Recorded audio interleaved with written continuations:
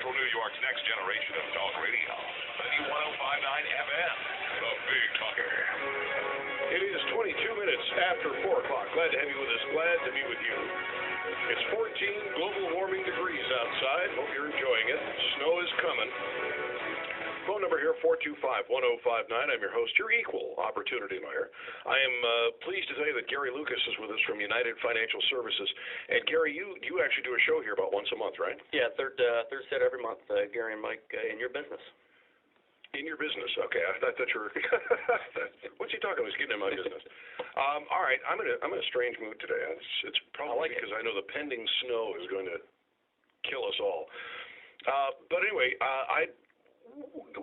you and I were communicating back and forth, and there's a deadline apparently that's fast approaching tomorrow. Sure. Well, it's fast approaching tomorrow. Does that make sense? What level does fast approaching tomorrow mean?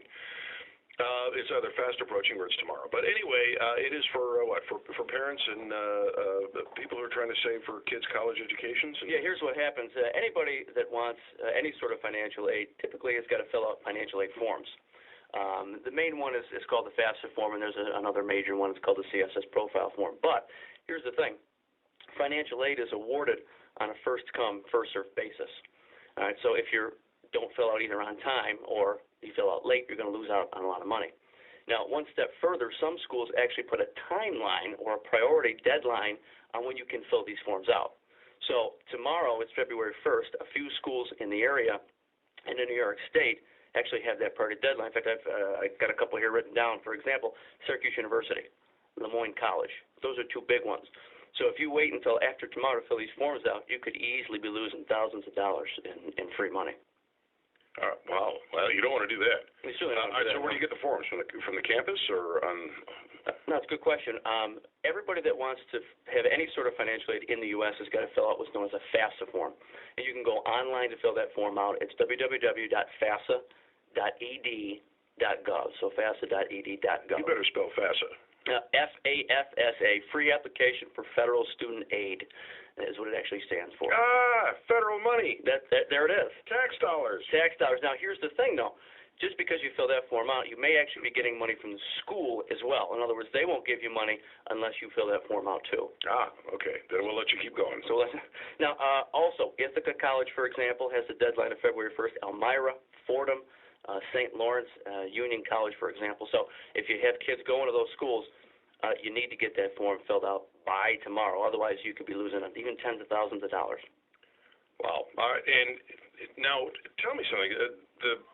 The administration wants to take loans away from banks.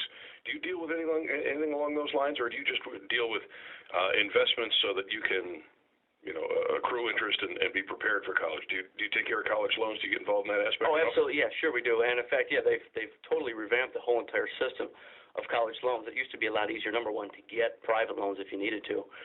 Secondly, one of the major loan programs that's out there is a Stafford loan program. In fact, most parents are going to take advantage of those because it's a loan that a child can get in his or her name alone. So the parents don't have to sign, credit isn't involved. And the government has completely taken over all those loans. So you can't even get it at a private lender anymore.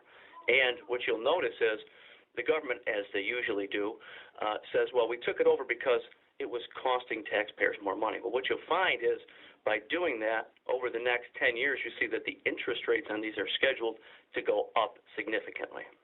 So you'll see the government making more money on students going off the back of taxpayers and exactly. Students going to school. Exactly correct. Oh boy, how long does it take? Should somebody who's having, whose kid is in high school, freshman, is that too late to start? What's the optimal time to start investing and saving for college? Well, optimally, obviously, I could tell you with myself, I think my daughter was about 2 weeks old before I started putting money away. You waited that long? I waited about. Well, you have to get a Social Security number before you can start putting money away. So it took me a little while, but no, there really isn't necessarily a bad age to start. I mean, if you've got someone that's a freshman, sophomore, even a senior, you can put a couple bucks away. In fact, there's a tip that I usually tell people. A lot of people have money saved, like, for example, in a savings account or a checking account that you have access to that they figure that, I'll use that money to pay for college. Well, New York State offers a 529 savings plan. And if you put $10,000, if you're married, you can get a $10,000 New York State tax deduction. So what I tell a lot of my clients is, look, you've got this money over here, take it out, Put it in a 529 plan.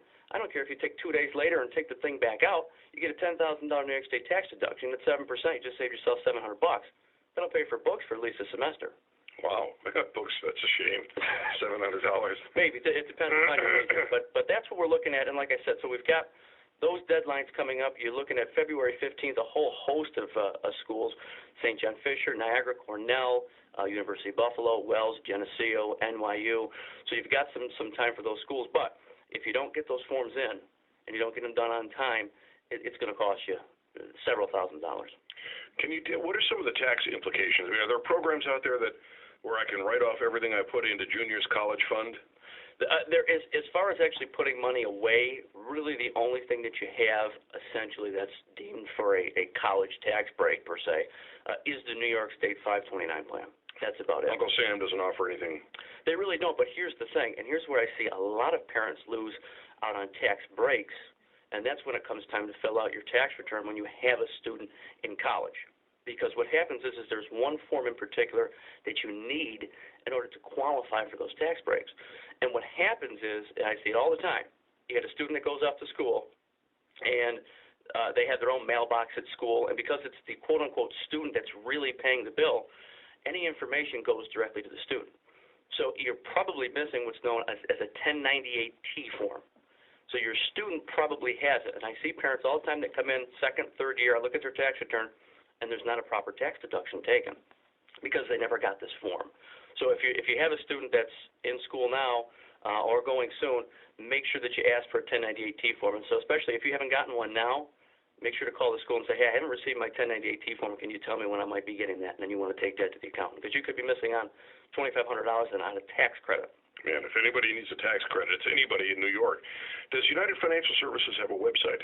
We do. It's www.unitedfinancialservices.org. It's O-R-G. .org. .org, yes it is. I think the .com was something like $6,800 to get that website, so I think they opted out. Whoa, just to get the website.